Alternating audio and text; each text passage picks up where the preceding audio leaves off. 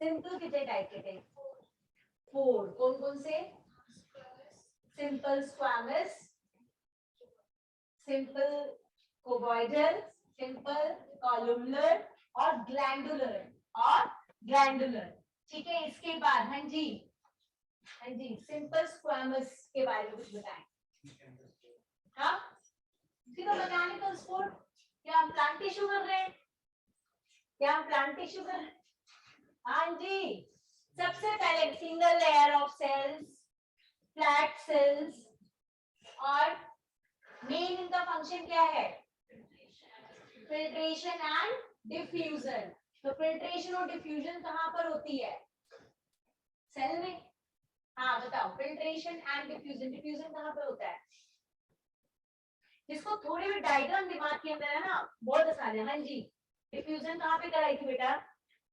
Kidney नहीं, blood capillaries और lungs की एल्वुलाई, ऐसा स्ट्रक्चर भी बनाया था मैंने। एल्वुलाई और ब्लड कैपिलरीज में एक्सचेंज ऑफ द गैसेस होते हैं।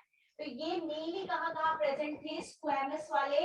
एक तो एल्वुलाई में, एक हमारा ब्लड कैपिलरीज में, बकल कैविटी। मैंने बोला था स्क्वैमस वर्ड कहीं पे भी आएगा। बकल कैविटी, ईसोफेगस, स्किन और आपका किडनी की एल्वुलाई और ब्लड कैपिलरीज, ये पांचों याद रखने। स्ट्रैटिफाइड का क्या मतलब होता है शिवम? कोई बोलेगा? स्ट्रैटिफाइड का क्या मतलब होता है? Multi layers of cell. Compound का ही दूसरा नाम क्या होता है? स्ट्रैटिफाइड।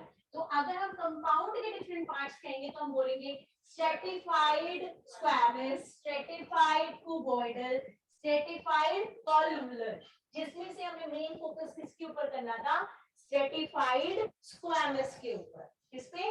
स्ट्रैटिफाइड स्क्वैमस, जो कि बकल कैविटी और ईसोफेगस में प्रेजेंट होता है। मैंने कहा था अगर इन दोनों में से अगर ऑप्शन आएगा तो हमें किस पे जाना है? स्ट्रैटिफाइड स्क्वैमस के ऊपर ऑप्शन में जाना है। ये क्वेश्चन आया कि एक आदमी का एक्सीडेंट हो गया, उसका बकल कैविटी डैमेज हो गया, उसका ईसोफेगस डैमेज हो गया, तो उसमें कौन सा टिश्यू डैमेज हुआ होगा? तो उसका आंसर है स्ट्रैटिफाइड स्क्वैमस। मान लो स्ट्रैटिफाइड मैंने नहीं लिखा तो स्क्वैमस को लगा के आ जाओगे। ये मैंने कल आपको क्लियर किया था, ठीक है। इसके बाद आते हैं हम अपने कॉलुमनर वाले को, कुबॉइडल, ठीक है। कुबॉइडल, हाँ जी, क्या नाम है? अनिकेत। हाँ, कुबॉइडल। पहले नंबर ये बता ये किस शेप के होते हैं? कुबॉइडल क्यूब लाइक होते हैं। अच्छा, ये ज्वाइन कर लिया लोगों ने?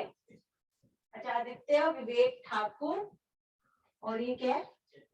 नहीं, चैतन्य है, विवेक ठाकुर है, और अद्वित्य क्या है? अच्छा ठीक है, हाँ जी बताएं। क्यूब लाइक स्ट्रक्चर है, एक्सक्रीशन और सिक्रीशन का काम है। और कहाँ पे एक्सक्रीशन और सिक्रीशन करते हैं? किडनी, नेफ्रॉन्स ऑफ किडनी और डक्ट्स ऑफ स्लाइवरी ग्लैंड की डक्ट्स में ये प्रेजेंट होता है जी। Deepak, columnar pillar like structure, secretion and absorption is the main function, present होते हैं।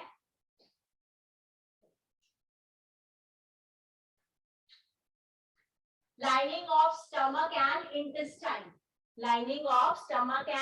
इंटेस्टाइन, और मेनली इनके न्यूक्लियस बेस पे प्रेजेंट होता है।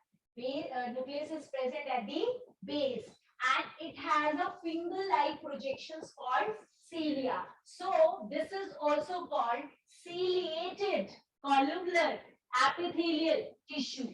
तो कि क्वेश्चन डायरेक्ट आता है यहाँ से। यहाँ तक हम कल जो है कर चुके थे, ठीक है। आज हम कनेक्टिव टिश्यू ट्राई करेंगे, आज खत्म करते हैं, ठीक है। देखते हैं कहाँ तक कर पाते हैं, ट्राई करेंगे सो दैट हम बायो जल्दी से खत्म करें। आज का हेडिंग होगा हमारा कनेक्टिव टिश्यू। अच्छा हाँ, क्योंकि चार्ट तो मैंने पूरा बनवा लिया था, है ना। कौन बच्चा क्वेश्चन पूछने से? रिवीजन फिर से। हाँ कार्तिकेय ना, हाँ Kartikeya, connective tissue is of how many types? 2 types. नहीं तुक्के थोड़ा चलेंगे, पूरा फ्लो चार्ट बनवाया था ना, फ्लो चार्ट पूरा बनाया था। हाँ जी, तुम कहाँ दुनिया में है, तुम कौन सी दुनिया में जिंदा है बताओ। कनेक्टिव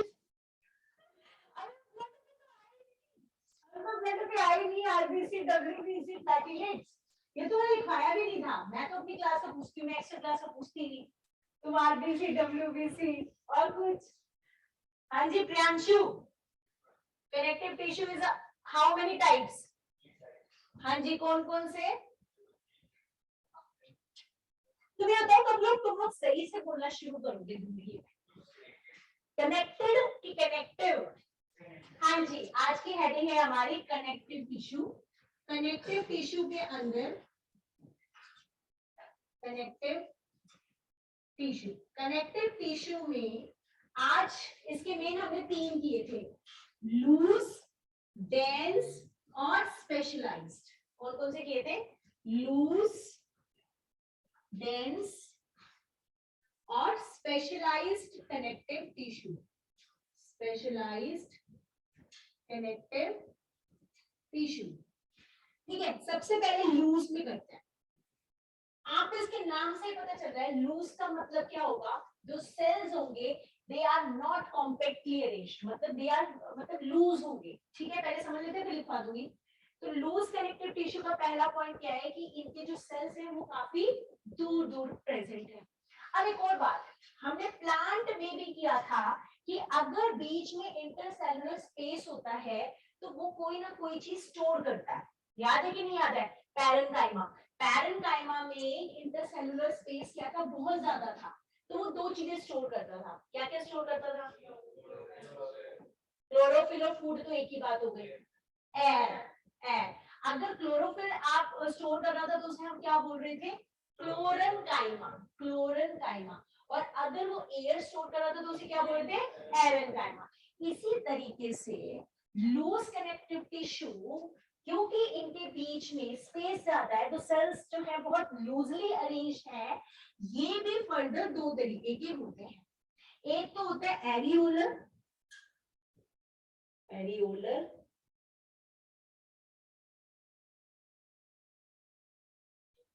और एक एडिपोज। अगर तो उसने फैट जो है स्टोर कर रखा है, अगर उसने क्या किया, फैट को स्टोर कर लिया, तो उसको हम क्या बोल देते हैं?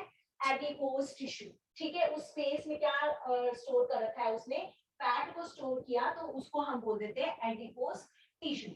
अब मेन बात है कि एरियोलर टिश्यू और एडिपोज टिश्यू की पोजीशंस को क्वेश्चंस बताते हैं कि एरियोलर कहां पे प्रेजेंट होता है।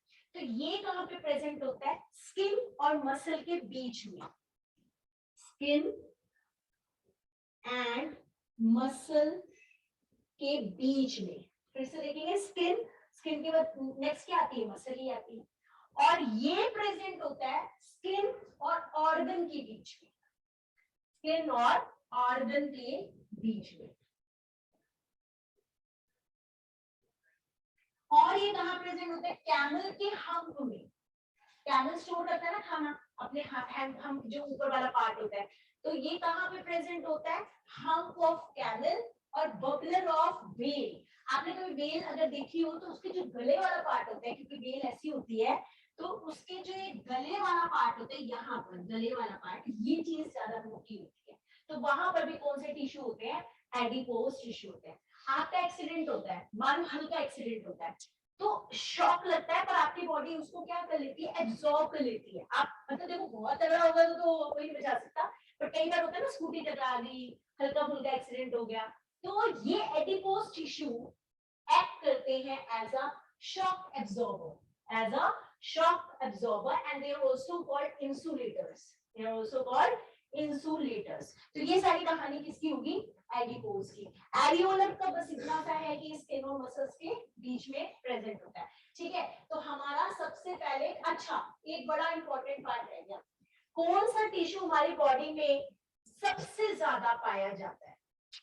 क्वेश्चन आया है, the most abundantly found, CDS का क्वेश्चन है, the most abundantly found tissue in our body, तो दैट इज कनेक्टिव टिश्यू। ठीक है, तो ये हमारा जो 1 साल पहले ही क्वेश्चन आया था, which is the most abundantly found tissue. ठीक है, तो इसकी अब हम लाइंस लिखेंगे कुछ। तो सबसे पहले लिखो कनेक्टिव टिश्यू, और इन तीनों में से अब देखो, तो स्पेशलाइज्ड में ब्लड है, बोन है, कार्टिलेज है, तो स्पेशलाइज्ड होगा। वैसे पूछते नहीं है, मेनली पूछते हैं कि सारे टिश्यूज में सबसे ज्यादा कौन सा है, तो वो है कनेक्टिव टिश्यू। क्योंकि हम स्पेशलाइज पे जा सकते हैं, क्योंकि ब्लड हमारी पूरी बॉडी में प्रेजेंट है, और ब्लड किसका पार्ट है, स्पेशलाइज्ड का। ठीक है, तो सबसे पहले लाइन लिखेंगे, इट इज द मोस्ट, मतलब पहले हेडिंग डलेगी कनेक्टिव टिश्यू की, फिर लिखेंगे it is the most abundant and widely distributed. It is the most abundant and widely distributed. It is the most abundant and widely distributed in the body of animals. It is the most abundant and widely distributed in the body of animals. इसको हम bracket बना के लिख देंगे previous year question, ये हमारे previous year में आया था। व्हाई दीज, अब देखो पूरी बॉडी में डिस्ट्रीब्यूट है, तो इसका नाम कनेक्टिव क्यों है, कि ये दो चीजों को जोड़ने का काम कर रहा है, चाहे स्किन को मसल के साथ, चाहे स्किन को ऑर्गन के साथ, ऑर्गन को ऑर्गन सिस्टम के साथ, तभी तो ये सबसे ज्यादा डिस्ट्रीब्यूटेड है ना। तो सेकंड पॉइंट लिखेंगे, it is named connective tissue because it is named connective tissue because their special function, they are named connective tissue because of their special function of linking and supporting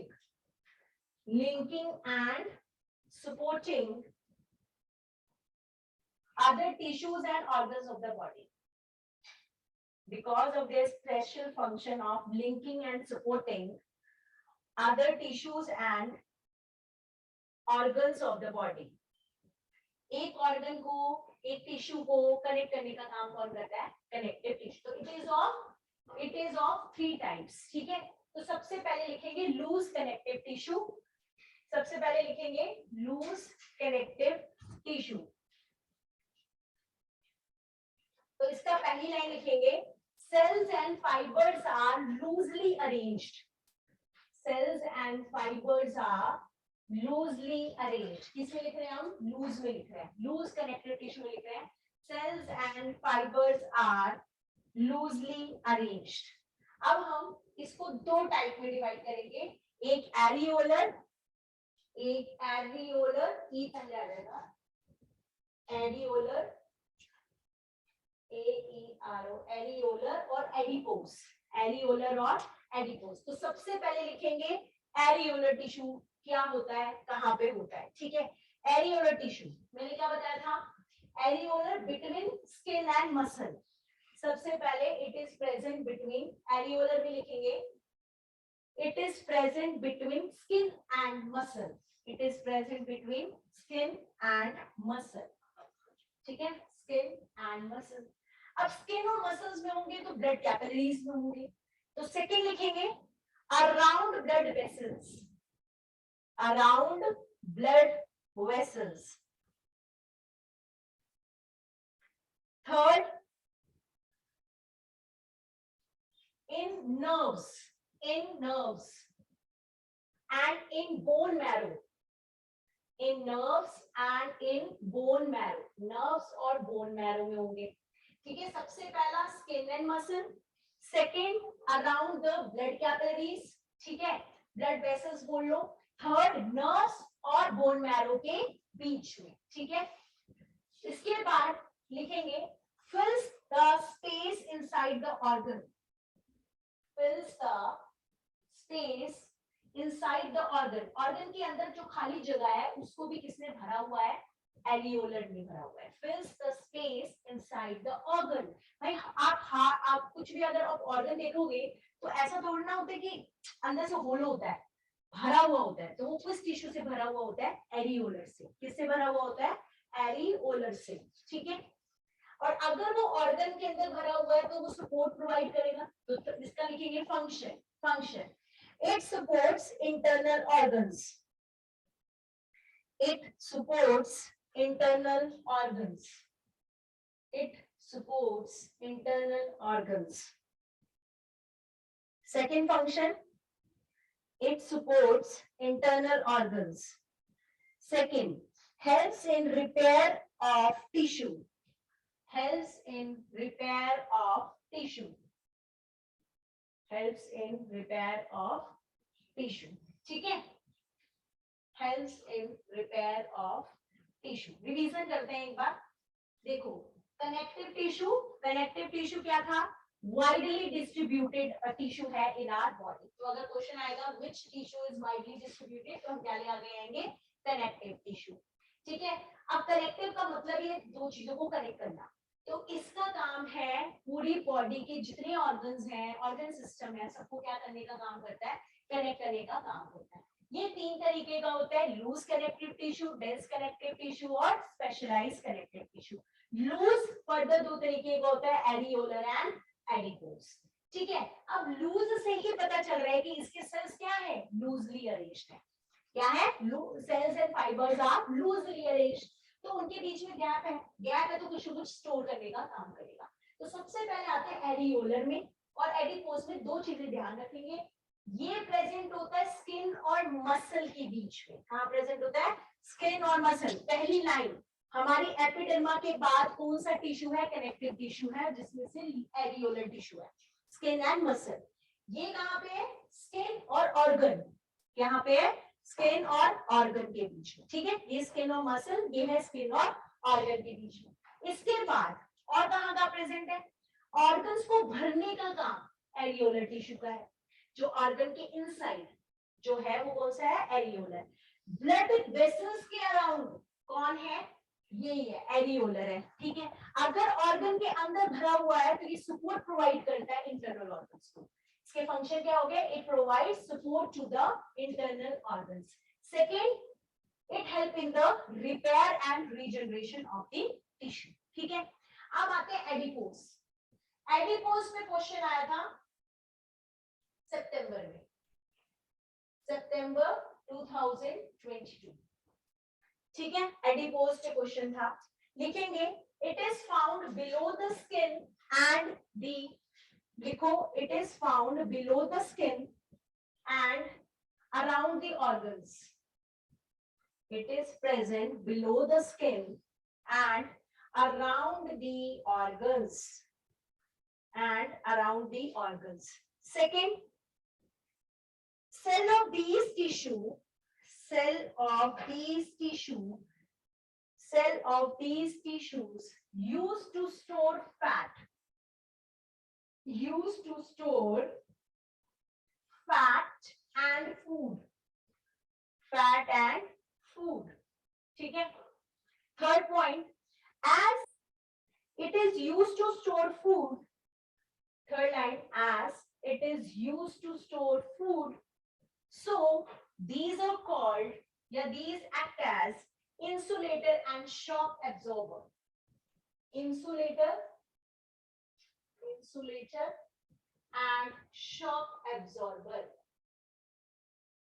As it used to store fat, so it acts as insulator and shock absorber. ठीक है, shock absorber का काम करते हैं। Last, it is found in hump of camel and bubbler of whale. Bubbler,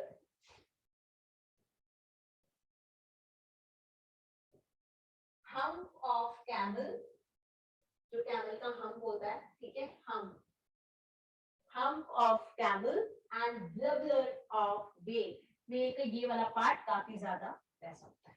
ठीक है, bubbler और hump, hump of camel। ठीक है, खत्म हो गया, आसान है ये। क्या बस एडिपोज का याद रखेंगे, कहाँ पे प्रेजेंट है, आपका स्किन और ऑर्गन के बीच में प्रेजेंट है। सेकेंड, फैट को स्टोर करता है, फूड को स्टोर करता है। क्योंकि ये फैट और फूड को स्टोर करता है तो इसको हम इंसुलेटर और शॉक एब्जॉर्बर कहते हैं।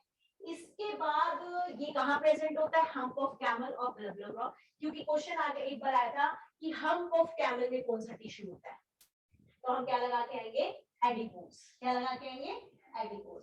अब हम पढ़ते हैं नेक्स्ट पे डेंस कनेक्टिव टिश्यू। नाम डेंस, तो ऑब्वियस ही बात है इसके सेल्स क्या होते हैं, कॉम्पैक्टली अरेंज्ड होते हैं। ठीक है, डेंस जो है ना, एक बार देख लेते हैं फिर करते हैं। डेंस जो है दो तरह के होते हैं, एक रेगुलर और एक इररेगुलर। अगर आपके सेल्स पैरेलली अरेंज्ड हैं, मतलब एक पैटर्न में अरेंज्ड है सेल्स, ठीक है, रेगुलरली अरेंज्ड है, तो उन्हें बोलते हैं रेगुलर डेंस कनेक्टिव टिश्यू। अगर कोई सेल ऐसे प्रेजेंट है, कोई इस तरह से प्रेजेंट है, कोई ऐसे है, कोई ऐसे है, कोई क्रॉस में है, मतलब कि कोई अरेंजमेंट नहीं है, तो उसे बोलते हैं इररेगुलर। ये दो तरह का होता है, ligament, tendon and ligament, tendon and ligament. अब इसको याद करने का तरीका देखो, टेंडन, ठीक है, डन, डन का मतलब बोन, ठीक है, तो ये क्या था हमें, मतलब इसका मतलब क्या है, बोन, तो ये बोन टू बोन कनेक्ट नहीं करता है, ये क्या करता है, बोन टू मसल कनेक्ट करता है। क्या करता है, बोन टू मसल, क्योंकि एक होता है बोन टू बोन और एक होता है बोन टू मसल। तो यहाँ पर डन वर्ड आ रहा है, तो इसमें बोन टू बोन नहीं है, इसमें क्या है, बोन टू मसल, क्योंकि ये कंफ्यूजन हो जाती है कई बार। ठीक है, तो टेंडन क्या होता है, bone to muscle. Bone to muscle का क्या मतलब है, जैसे ये बोन है और ये मसल्स हैं, तो इसको जो कनेक्ट करने का काम कर रहा है वो कौन कर रहा है, टेंडन। वो कौन कर रहा है, टेंडन। तो this is tendon, bone to muscle. जब आप गिरे, आपका मांस फट गया, तो वो फटा क्या होता है, लिगामेंट। ये सॉरी क्या फटा होता है, टेंडन। ठीक है, अब आपका क्या हुआ, बोन टू बोन। ये वैसे तो मांस फटना ये वाला कहेंगे, यहां पर जो प्रेजेंट होता है उसे क्या बोलते हैं, लिगामेंट। जैसे लिगामेंट फटते हैं, लिगामेंट्स क्या होते हैं, फट जाते हैं। ठीक है, तो वो क्या हुआ, बोन से बोन के बीच की जो कनेक्शन थी वो टूटी, हड्डी नहीं टूटी। कहते ना कि नहीं बच गए, हड्डी नहीं टूटी, लिगामेंट फटा है। तो लिगामेंट क्या होता है, बोन से बोन को कनेक्ट करता है।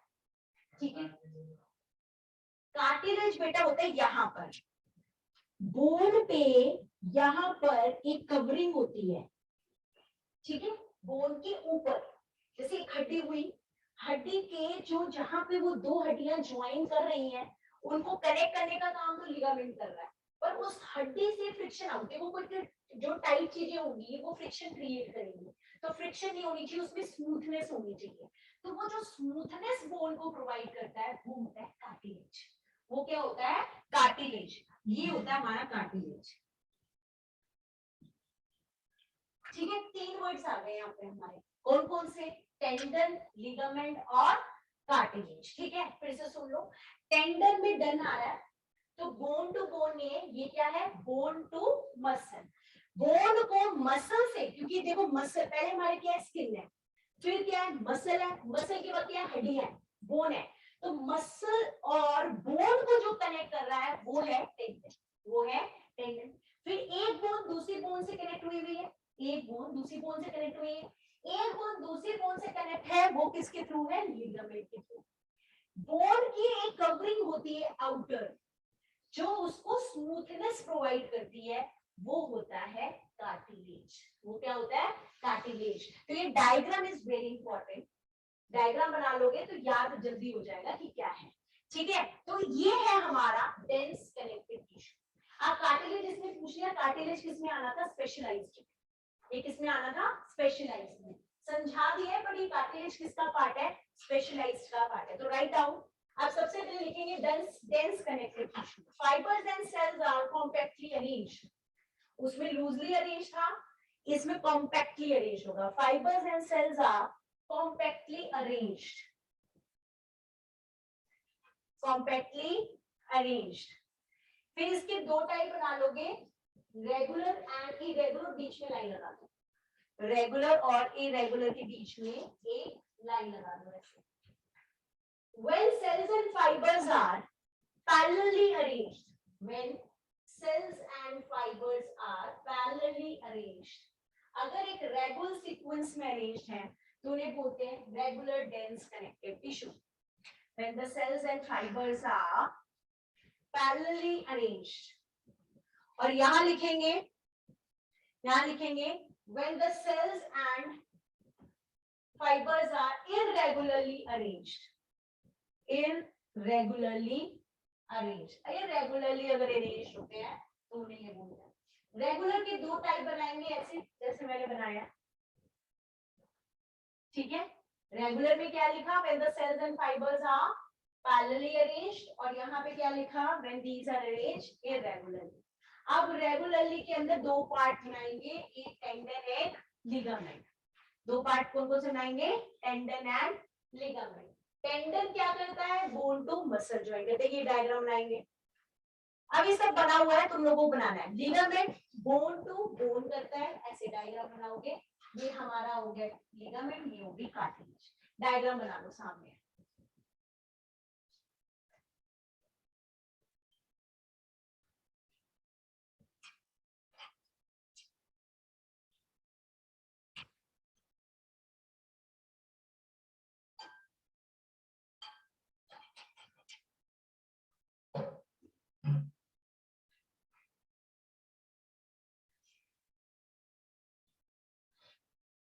रेगुलर के दो, टेंडन एंड लिगामेंट। डल से याद रखेंगे, बोन टू बोन नहीं है, बोन टू मसल है। ये डायग्राम बना लेंगे, ये मसल्स है, ये हमारी मसल्स है, और ये बोन है। बोन को मसल से जो कनेक्ट करता है वो टेंडन होता है, बोन को बोन से जो कनेक्ट करता है वो हमारा लिगामेंट होता है। क्या होता है, लिगामेंट। और बोन के ऊपर एक कवरिंग होती है थोड़ी सी मोटी, जो उसको स्मूथनेस प्रोवाइड करती है, वो होता है कार्टिलेज। वो क्या होता है, कार्टिलेज। वो अभी हम नेक्स्ट करेंगे, स्पेशलाइज्ड कनेक्टिव टिश्यू में करेंगे, ठीक है। क्लियर हो गया। अब नेक्स्ट शुरू करते हैं। नेक्स्ट शुरू करेंगे ये स्पेशलाइज्ड कनेक्टिव टिश्यू। तो स्पेशलाइज्ड में कुछ ऐसा नाम नहीं लिखना है, इसके तीन टाइप है। क्या नाम है, ब्लैक टी शर्ट अभिषेक। स्पेशलाइज्ड के पार्ट है कार्टिलेज, बोन और ब्लड। स्पेशलाइज के तीन पार्ट कौन कौन से हैं, कार्टिलेज, बोन और ब्लड। अभी देखो कार्टिलेज कहां पे प्रेजेंट है, बोन में प्रेजेंट है अराउंड द स्किन। तो वो क्या प्रोवाइड कर रहा है, स्मूथनेस। भाई अगर कोई चीज हार्ड है वो तो टूट जाएगी ना, थोड़ा स्मूथनेस होनी चाहिए। हम देखो ऐसे मूव कर रहे हैं, सब चीजें मूवमेंट में मसल्स हेल्प करती हैं, पर बोन्स भी तो यार इतनी हार्ड है तो क्रैक हो जाएंगी। तो उसको स्मूथनेस प्रोवाइड करने का काम क्या है, कार्टिलेज। तो पहला पॉइंट क्या है, इट इज फिलाइबल। हम वर्ड यूज करते हैं फिलाइबल। फिलाइबल का मतलब होता है यू कैन बेंड। बेंड में अब कार्टिलेज और कहां प्रेजेंट होता है, यहां तो मैंने बता दिया। आप ऐसी जगह जिसको मोड़ने और उसके वो टूटे ना, जैसे ईयर्स। ईयर किस चीज का मिलकर बना हुआ था, कार्टिलेज का। नोज की टिप, चलो मुड़ जाती है, टूटेगी तो नहीं, ठीक है। तो ईयर पे ना टिप ऑफ द नोज, और ट्रैकिया। ट्रैकिया का जो इंटरनल पार्ट है, क्योंकि आपका पानी आप लेकर जाते हो अंदर, ठीक है। तो यार उसमें भी तो स्मूथनेस होनी चाहिए ना, खराश आती है आपके गले के अंदर, तो उन्हीं सब चीजों को डैमेज करती है, ठीक है। तो गले के अंदर जो ट्रैकिया होती है उसमें कार्टिलेजिनस रिंग्स होती है, हम पढ़ेंगे रेस्पिरेटरी में। वो भी किस चीज की मिलकर बनी हुई है, आपकी कार्टिलेज की। कोई भी चीज, हाँ जी बेटा, क्लास में mobile is not allowed. As I am not using the mobile, how can you please maintain the dignity of the class? तो cartilaginous rings are present around the trachea. वो हम पढ़ेंगे रेस्पिरेटरी में। वो भी किस चीज से बनी है, कार्टिलेज की, तो वो ऐसे से मूव करती है।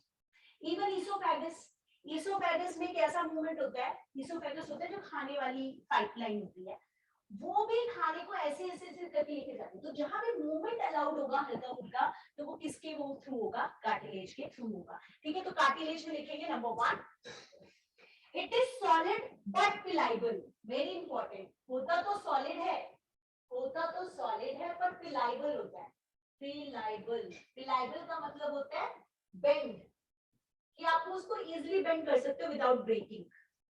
It is solid but pliable, it is solid but pliable. Pliable का क्या मतलब है, बेंड। ठीक है, second, it resist compression, it resist compression, it resists compression, so present at the base of the bone. It resists compression, it resists compression, so present at the base of the bone. resist करता है कि कोई चीज compress ना हो जाए, friction create ना हो जाए, तो ये बेस में प्रेजेंट होता है।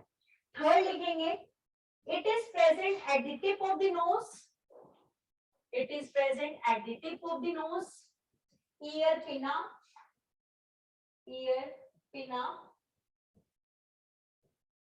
larynx, larynx, larynx को क्या बोलते हैं,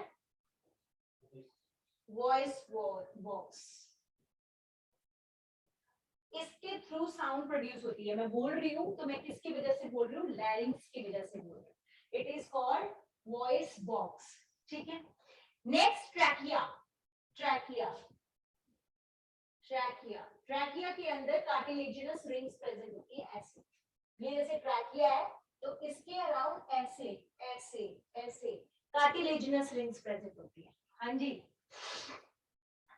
ट्रैकिया ये देख लो, ट्रैकिया, ट्रैकिया ऐसी होती है, उसके अराउंड पूरा सी नहीं होता, हाफ सी होता है, मतलब सर्कल नहीं होता, इट्स सी, इट्स सी। तो वो उसको आराम से एयर को अंदर जाने देती है, हेल्प करती है movement of the air inside the body. ठीक है, इसके बाद लिखेंगे last, cartilages, cartilage forming cells are called, cartilage forming cells are called chondroblast, chondroblast and chondrocyte,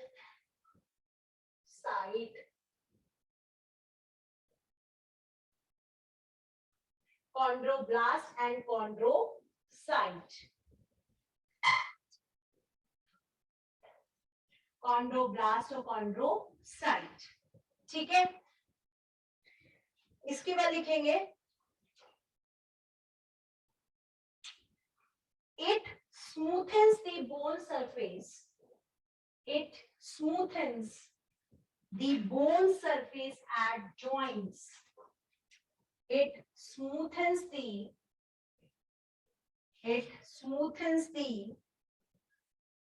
bone surfaces at joints, जहां पे joints होते हैं वहां पे ये उसको क्या करने का काम करता है, स्मूथ करने का काम करता है।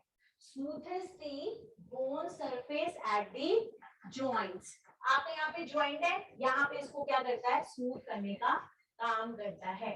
ठीक है, अब एक और बात देखो, एक चीज नोट करेंगे, जहां पर भी ब्लास्ट वर्ड लिखा होगा, जैसे ऑन्ड्रोब्लास्ट, ऑन्ड्रोसाइट, ध्यान रखेंगे, अभी आएगा भी एक और वर्ड आएगा। ब्लास्ट का मतलब होता है सेल डिवीजन, सेल डिवीजन, और साइड का मतलब होता है जब सेल डिवाइड करना बंद कर देता है, तो क्या कहते हैं, cell division absent, cell division absent, cell division हो रही है।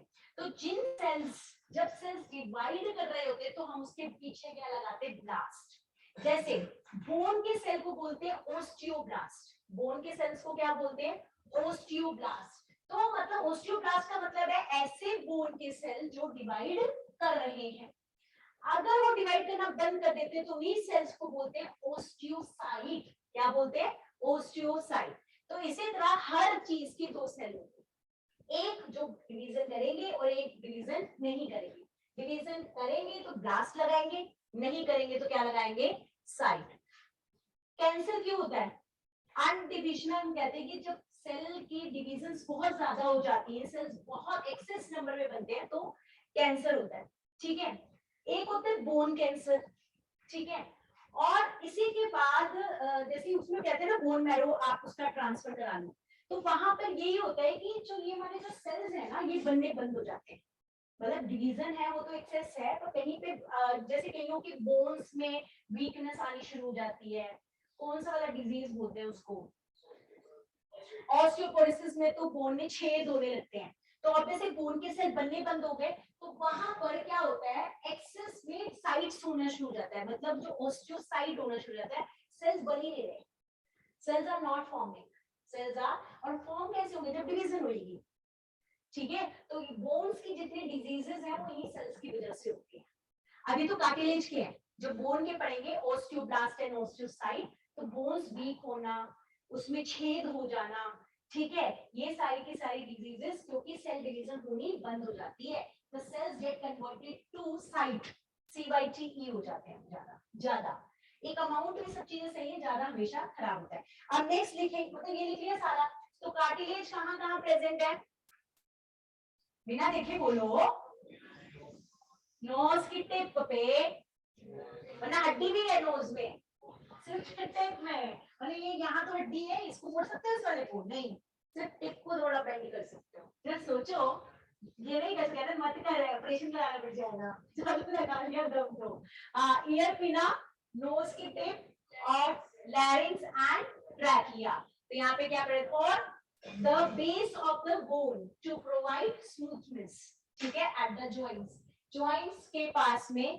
कार्टिलेज प्रेजेंट होता है, ठीक है। नेक्स्ट करेंगे bone, write down, hard and non pliable, पहला पॉइंट देखेंगे बोन का, बोन लिखो गाते हैं बोन, हार्ड एंड, क्योंकि अब हम ये तीन कर रहे हैं ना, कार्टिलेज कर लिया, अब हम बोन को पकड़े हैं, हार्ड एंड नॉन प्लाइबल, आप बेंड नहीं कर सकते बोन को, सिर्फ हड्डी को तो नहीं बेंड कर सकते ना, मसल बहुत हेल्प कराती है उससे मूवमेंट, ठीक है। तो number 1 hard and non pliable, क्या हो तुम दोनों साथ ना बैठा हो, नहीं बात तो ना बैठा करो, हाँ जी। Second, rich in calcium salts and collagen fibres, rich in calcium salt, इस पे भी क्वेश्चन आया था कि कैल्शियम का कौन सा सॉल्ट प्रेजेंट होता है बोन में, बताएगा कोई, कैल्शियम का कौन सा सॉल्ट, कैल्शियम तो सबको पता है, कैल्शियम का कौन सा सॉल्ट प्रेजेंट होता है, सॉल्ट तो बनता है बेस के साथ कौन ज्वाइन करता है, acid plus base give rise to salt, ठीक है। तो हमने क्या बोला, सॉल्ट बता दो कौन सा है कैल्शियम का, calcium carbonate, calcium nitrate, calcium phosphate, calcium ammoniate, sulphate, है सारे नाम ले लिए, अंजे लिखेंगे special calcium phosphate, write down, write down, rich in calcium salts and collagen fibre, और कैल्शियम सॉल्ट में लिख दो ब्रैकेट करके कैल्शियम फॉस्फेट, कैल्शियम फॉस्फेट, ये ज्यादा होता है, ठीक है, कैल्शियम फॉस्फेट। और प्रोटीन कौन सा प्रेजेंट होता है, प्रोटीन प्रेजेंट होता है ओइसिन,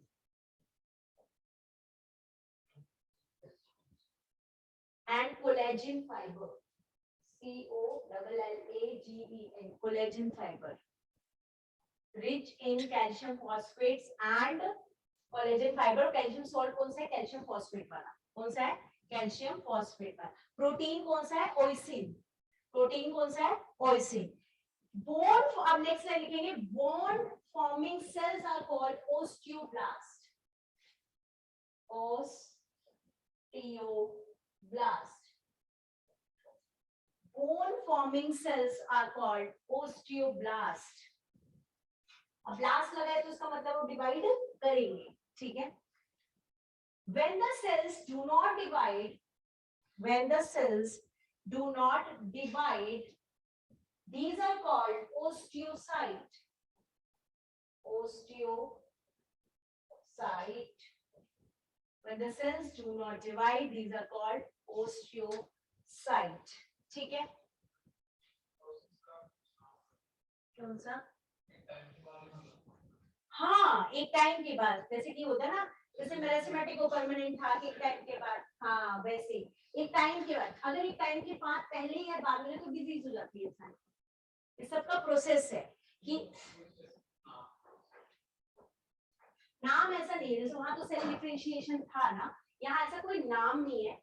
ये प्रोसेसेस होती रहती हैं। आपने देखा आपकी हड्डियां कमजोर होती रहती हैं, फिर आप कुछ एक्स्ट्रा लेते हो, फिर वो वैसी की वैसी बन जाती हैं। इट्स नॉट अ नेम नहीं है यहाँ पे कि सेल डिफरेंशिएशन जैसा कोई नाम है यहाँ पे, ठीक है। बस ऐसे सेल्स जो बॉन्ड बना रहे हैं उनको ऑस्टियोब्लास्ट कहेंगे, और जो नहीं डिवाइड करना बंद कर रहे हैं उन्हें क्या बोलेंगे, ऑस्टियोसाइट्स, ठीक है। इसके बाद एक वर्ड लिखेंगे हार्वेशियन कैनाल, और बाकी होगा तो उतना तो नहीं बताऊंगे। हार्वेशियन कैनाल, मैं इसका नाम याद कर लेंगे, Haversian canal. It is the characteristics of mammals. इसमें PYQ लिख दो,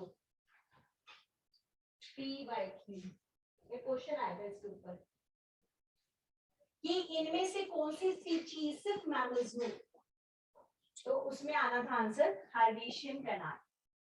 it is a characteristic feature of a mammal only, ठीक है। It is the characteristic feature of a mammal only. इसके बाद आते हैं हमारा ब्लड। अभिषेक अब आए हम ब्लड पे, हैं? अब ब्लड पे पहुंचे हम। ये एपिथेलियल में पहुंच गया था, एपिथेलियल टिश्यू में ब्लड में पहुंचा होता है, WBC, RBC, और क्वेश्चन क्या पूछा था, क्या RBC, WBC। हाँ जी, आज करेंगे ब्लड, ठीक है। It is also called fluid connective tissue, it is also called fluid connective tissue, it is also called fluid connective tissue. It is made up of, क्या हो गया, कुछ वो सा है, हार्ट अटैक तो नहीं आने वाला देखो, यहाँ यहाँ ऐसे हाथ लगा रहे हैं, दिल में बेचैनी, इनो पीने का मन। बायो की क्लास में थोड़ा इतना तो देना पड़ेगा कि कोई गैस बन रही है मैम, लग रही है यहाँ पे, है तो कोई हंसी आई अचानक में। ब्लड लिया मेरा नाम, ऐसे ब्लड से क्या हंसी आई है, मतलब तुम लोग को ऐसा पता है क्या होता है, अभी नर्वस टिश्यू करेंगे ना तो उसमें एक वर्ड आएगा रिफ्लेक्स एक्शन, मे बी किसी ने सुना हो। तो रिफ्लेक्स एक्शन क्या होता है, ऐसी चीज होती है जिसमें हमारा लाइक जोर नहीं चलता, एंड इट हैपेंस। और बच्चों के साथ सबसे ज्यादा होता है, कैसे पढ़ रहे होते हैं और पढ़ते पढ़ते पढ़ते पढ़ते फिजिकली तो वही प्रेजेंट होते हैं और मेंटली कहीं और हो जाते हैं, और जब मेंटली कहीं और प्रेजेंट होते हैं तो हंसियां चलती है। तो अब ये क्या करें, अगर रिफ्लेक्स एक्शन है, हाँ ऐसे बच्चे क्लास को डिस्टर्ब करते हैं, ऐसे वाले बच्चे, ऐसे बच्चे क्लास को मूड ही कहीं और ले जाते हैं, अचानक ही सोचने लग जाते हैं। तो मैं कहते हैं तुम्हारा रिफ्लेक्स एक्शन ज्यादा तेज है। वही मैं कह रही हूँ ना, इस पे सुनो सुनो, तभी तो मैंने जोक मारा ना इनो वाला, कि थोड़ा सा तुम लोगों को लगे कुछ और भी चल रहा है। अभी तो हम जब डिजीज वो करेंगे ना, क्या केमिस्ट्री में कौन सा पार्ट कर रहे थे, बच्चे बड़े खुश होते थे, वो मेडिसिन वाला जो पार्ट होता है ना अपना, तो क्या स्पेशलाइज नहीं होता है उस चैप्टर का, जिसमें एंटीपायरेटिक्स पढ़ते हैं, एंटी ड्रग्स पढ़ते हैं सारे, एंटीपायरेटिक, एंटीसेप्टिक, एंटी वो क्या रहते हैं, एनाल्जेसिक ना, उसमें फिर हम नारकोटिक्स पे जाते हैं, नॉन नारकोटिक्स पे जाते हैं, वो तो उनका बड़ा फेवरेट टॉपिक। हाँ केमिस्ट्री इन एवरीडे लाइफ के अंदर ये चैप्टर हम पढ़ते हैं, तो उसमें बड़े सारी दवाइयों के नाम बता देती हूँ। तो मैंने एक दवाई का नाम बताया जिसका नाम था बेनेड्रिल, सुना होगा, कफ सिरप होता है, तो उससे क्या होता है, नींद अच्छी आती है, ठीक है, उसमें बहुत ज्यादा नींद का डोज है। आप भैया जो की बनी है क्लास में रोज, मैम आज तो आपने बेनेड्रिल नहीं पी थी, जैसे हमने तो पी थी, जैसे मैंने ये पता नहीं क्या बोल रहे थे कि कभी कुछ खांसी बहुत ज्यादा हो, बट वो एक से खांसी ठीक हो जाती है, और अगर रात को नींद नहीं आ रही हो तो एक चम्मच पी लो तो जब नींद आ जाती है। तो वो एक जोक बन गया क्लास के अंदर बेनेड्रिल वाला, कि बेनेड्रिल बेनेड्रिल बेनेड्रिल। अच्छा हो गया, चलो हाँ पता नहीं कहाँ पे थे हम। देखा ऐसे होता है, मेरा भी रिफ्लेक्स एक्शन क्रिएट किया तुमने। It is also called fluid connective tissue, it is also called fluid connective tissue. और यहाँ पे थे, it is made up of, it is made up of two things, plasma और blood cells, plasma and blood cells. ये 55% होता है, ये 45% होता है ऑफ द ब्लड। ब्लड के अंदर दो मेन कंपोनेंट होते हैं, ब्लड में दो मेन कंपोनेंट्स होते हैं, एक तो प्लाज्मा होता है और एक क्या होते हैं, ब्लड सेल्स होते हैं। ठीक है, प्लाज्मा कितना है 55% और ब्लड सेल्स कितने हैं 45। ठीक है, प्लाज्मा में ये क्वेश्चन आ चुका है कि प्लाज्मा में कितने परसेंट वाटर होता है और कितने परसेंट प्रोटीन होता है, मतलब अदर पार्ट्स होते हैं। तो 95% वाटर होता है और बाकी का जो भी 5% है, जो बाकी का 5% है वो प्रोटीन से मिलकर बना है। लिख लेती हूँ मैं इसको, वो प्रोटीन से मिलकर बना है। पता नहीं, अभी सीडीएस में पिछले बार क्वेश्चन आया है, सीडीएस में था कि एनडीए में था, ये क्वेश्चन इसी से रिलेटेड था। अब ये प्रोटीन तीन तरीके के होते हैं, एल्ब्यूमिन, ग्लोब्यूलिन,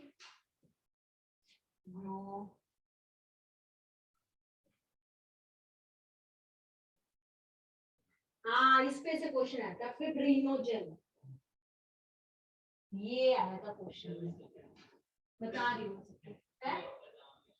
किसका, इसका काम होता है ब्लड की क्लोटिंग करना। हाँ वो एंटीकोएगुलेंट होता है।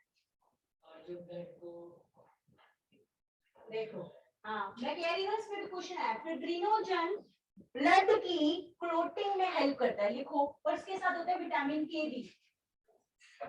क्या हुआ, blood cells does not provide heparin का आंसर, तो क्या आंसर है? नहीं नहीं नहीं नहीं, फिब्रिन नहीं है, फिब्रिन तो फिब्रिनोजन ही है, इसी का नाम है फिब्रिन।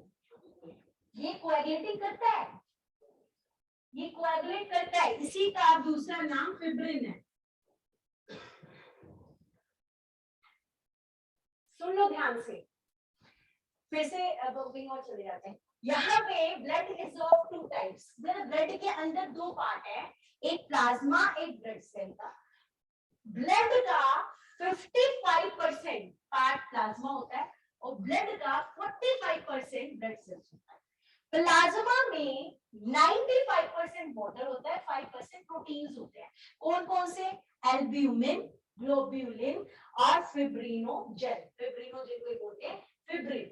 विटामिन के साथ मिलकर, किसके साथ, विटामिन के साथ मिलकर ये ब्लड की क्लोटिंग करता है, ब्लड की क्लोटिंग करता है,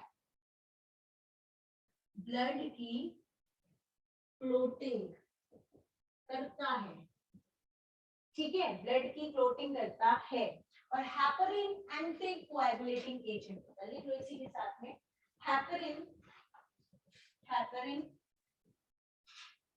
is a anti-coagulating agent।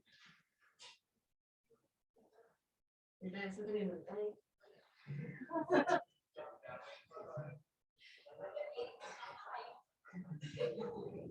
ये मतलब ये एक्सटर्नल ही मिलता है, मतलब कि अपने बॉडी के अंदर नहीं होता है।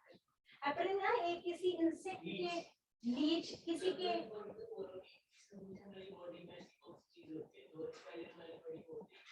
बेटा वो प्रोवाइड किया जाता है, वो प्रोवाइड किया जाता है। क्वेश्चन लिखा है तुम्हें को पूरा, और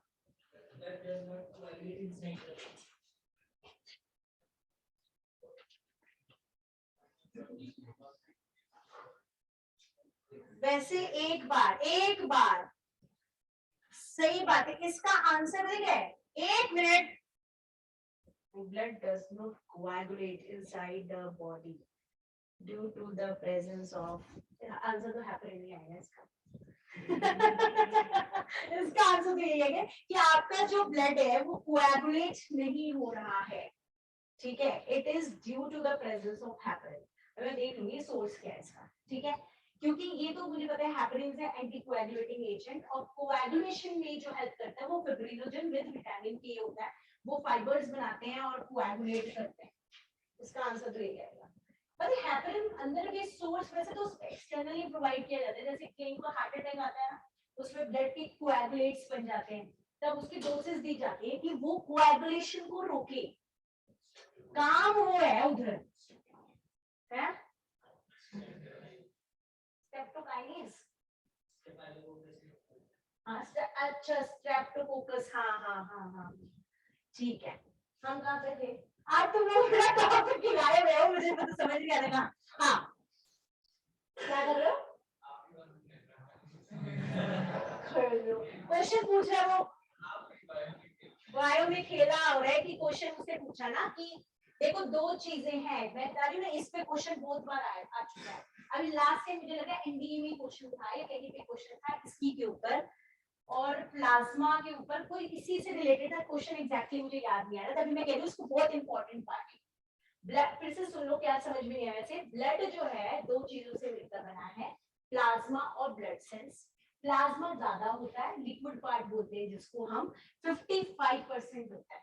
क्वेश्चन याद आ गया मुझे क्या था, the blood without blood cells are called, ये क्वेश्चन था। अब सीडीएस का था, एनडीए का ये याद है, क्वेश्चन था the blood without blood cell is called as, चार ऑप्शन थे, आंसर लगा के आना था प्लाज्मा। अब पता होगा तभी तो, अब तो इजी लग रहा है ना, तो ये क्वेश्चन था, क्या कहते हैं, blood without blood cells are called as plasma. Plasma 55%, ठीक है, वो 45, अब 55 में से मैक्सिमम वाटर होता है, 5% प्रोटीन होते हैं, कौन कौन से होते हैं, एल्ब्यूमिन होता है, ग्लोबुलिन होते हैं, फिब्रिनोजन होता है। फिब्रिनोजन को फिब्रिन बोलते हैं, इस और विटामिन ए के साथ मिलकर ये क्या करता है, ब्लड को कोआगुलेट करने का काम करता है। अब इसी तरह इसकी काम लिख लो, एल्ब्यूमिन का लिखो, एल्ब्यूमिन ऑस्मो रेगुलेशन का काम करता है, osmo regulation in blood, osmo regulation in blood, osmo regulation in blood. क्या मतलब होता है ऑस्मो रेगुलेशन का? ऑस्मोसिस।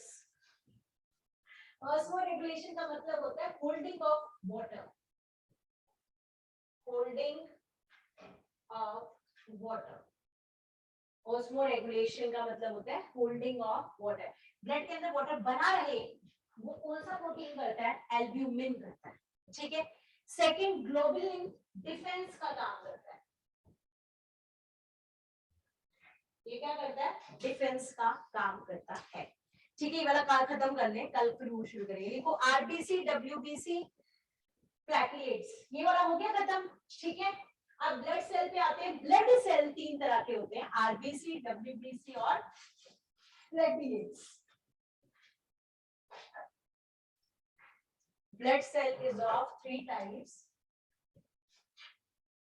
आरबीसी, डब्ल्यूबीसी और प्लेटलेट्स। देखो RBC, red blood cells, red blood cells near about 4.5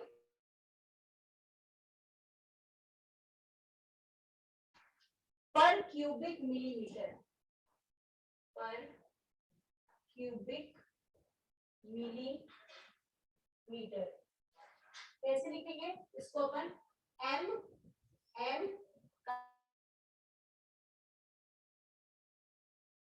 इतना प्रेजेंट होना चाहिए आरबीसी, ठीक है। इनकी लाइफ स्पैन कितनी होती है, 120 days. Second point, it's life span is 120 days. एक ये क्वेश्चन आता है। थर्ड क्वेश्चन इंपॉर्टेंट है, ग्रेवयार्ड ऑफ आरबीसी। इसको छोड़ के शिवम और रक्षिता है ना नाम, रक्षिता, इनको छोड़ के बताओ कोई नहीं। ग्रेवयार्ड ऑफ आरबीसी, और कोई बताएं, कोई और तुक्का मारे, ग्रेवयार्ड, ग्रेवयार्ड का मतलब क्या होता है कार्तिक के पहले? मौत का शमशान, शमशान सीधा शमशान घाट, मौत का शमशान, ये भी सही था। ग्रेवयार्ड ऑफ आरबीसी, मतलब आरबीसी जब खराब हो जाती है, खत्म हो जाती है, तो ये कहाँ जाके स्टोर होती है?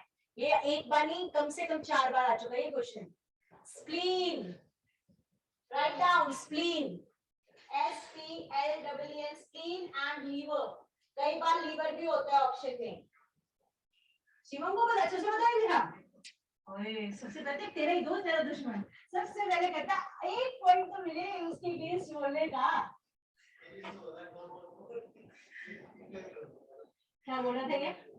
ओह गॉड, बोन मैरो, ठीक है, स्प्लीन एंड लीवर। यार बोन मैरो में कैसे जाएगा? ये भी एक हमारा जो है ग्लैंड की तरह होता है। ये हम पढ़ेंगे किस में पढ़ेंगे? ये हम हार्ट में, हार्ट में पढ़ेंगे इसको। स्प्लीन एंड लीवर, ठीक है। ग्रेवयार्ड ऑफ आरबीसी कौन है? Spleen and liver. Shape biconcave, और एक और इंपॉर्टेंट क्वेश्चन है, ऐसा सेल जिसमें न्यूक्लियस नहीं होता। दीपक, आरबीसी तो लिखेंगे it is having no nucleus. ये मैंने सेल में करवाया था, it is having no nucleus, इसके अंदर न्यूक्लियस नहीं होता है। लास्ट करते हैं प्लेटलेट्स। प्लेटलेट्स का दूसरा नाम थ्रोम्बोसाइट्स, प्लेटलेट्स का दूसरा नाम WBC भी करेंगे, थ्रोम्बोसाइट्स, थ्रोम्बोसाइट्स। पहले लिखो क्या बोलोगे? थ्रोम्बोसाइट का दूसरा नाम है। नॉर्मल काउंट कितना होना चाहिए? 1.5 to 3.5 लाख पर मिलीमीटर क्यूब। नॉर्मल काउंट कितना होना चाहिए? 1.5 to 3.5, इसी तरह पर मिलीमीटर क्यूब। अगर प्लेटलेट्स कम हो जाते तो कौन सा फीवर होता है? नहीं, डेंगू। डेंगू जो होता है वो प्लेटलेट्स के कम होने से होता है, इसको बोलते हैं थ्रोम्बोसाइटोपिनिया। थ्रोम्बोसाइटोपिनिया, थ्रोम्बोसाइटोपिनिया का मतलब है प्लेटलेट्स का कम हो जाना, तो इससे होता है हमें, इसको लिखो thrombocytopenia. Thrombocytopenia, lack of thrombocytes या लैक ऑफ प्लेटलेट्स, तो इससे होता है हमारा डेंगू फीवर। ये उसका नाम है, द प्रोसेस का नाम है कि मतलब थ्रोम्बोसाइटोपिनिया क्या होता है। डेंगू का दूसरा नाम नहीं है, डेंगू का नाम डेंगू ही है, ठीक है। द प्रोसेस मतलब कौन से में प्लेटलेट कम होते हैं, तो दैट इज थ्रोम्बोसाइटोपिनिया, ठीक है। WBC का दूसरा नाम ल्यूकोसाइट्स, WBC का दूसरा नाम ल्यूकोसाइट्स। अब इसे बहुत सारे सेल्स होते हैं, बट एक क्वेश्चन आता है न्यूट्रोफिल्स सबसे ज्यादा होते हैं। राइट डाउन न्यूट्रोफिल्स, न्यूट्रोफिल्स सबसे ज्यादा होते हैं। WBC के बहुत सारे सेल्स हैं, उनको हमें नहीं पढ़ना है, उसमें से ये याद रखना है कौन से सेल सबसे ज्यादा होते हैं WBC में, न्यूट्रोफिल्स। और ये डिफेंस का काम करता है। आरबीसी क्या करता है? ब्लड बनाने का काम करता है, ऑक्सीजन नहीं, वो तो हीमोग्लोबिन का मेन होता है, हीमोग्लोबिन का। आरबीसी का मेन काम है ब्लड की फॉर्मेशन करवाना। अगर आप में अंदर हीमोग्लोबिन कम है, मतलब वही बात कनेक्ट होगी, आरबीसी का काम है ब्लड सेल्स बनाना, ठीक है। ब्लड सेल्स ज्यादा होंगे, हीमोग्लोबिन ज्यादा होगा। जिनका भी अपना नोट करना, कभी ब्लड टेस्ट कराना, तो अगर आपका हीमोग्लोबिन कम आएगा ना, तो आरबीसी की वैल्यू भी कम आएगी, नोट करना। हीमोग्लोबिन कम, आरबीसी कम, तो आरबीसी का काम है ब्लड सेल्स बनाना। प्लेटलेट्स का काम भी क्या होता है? कोएगुलेटिंग में हेल्प करता है। प्लेटलेट्स के अंदर भी ऐसे प्रोटीन्स होते हैं जो कोएगुलेटिंग में हेल्प करते हैं। थर्ड WBC डिफेंस का काम करता है, जिसको सर्दी खांसी ज्यादा जल्दी हो जाती है, उनके अंदर जी इसके काम बढ़ जाते हैं, कम हो जाते हैं। क्या होता है? कम हो जाते हैं। ठीक है, चलो स्नोफिल्स बोलते हैं उससे क्या है, छींटे छुके मतलब जो एलर्जी वाली चीजें जो होती है ज्यादा होती है। तो आज की क्लास में इतना ही। ये उदय आईफोन कौन है? ये उदय आईफोन कौन है? ये उदय कौन है? वो बैठा यहाँ पे क्लास नहीं कर रहा उससे, हाँ ऑटोमेटिकली कनेक्ट हो जाता है।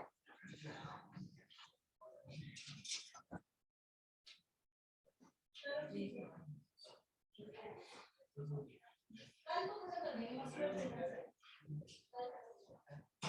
कल खत्म हो जाएगा तो टेस्ट है। एंटी पर्सन टेस्ट है ताकि इसका रिजल्ट इशू हो जाएगा, बिल्कुल परफेक्ट है। आने भी आने वाला है टेस्ट नहीं होगा इसका सेट था। ऐसे भी ना ये किया तो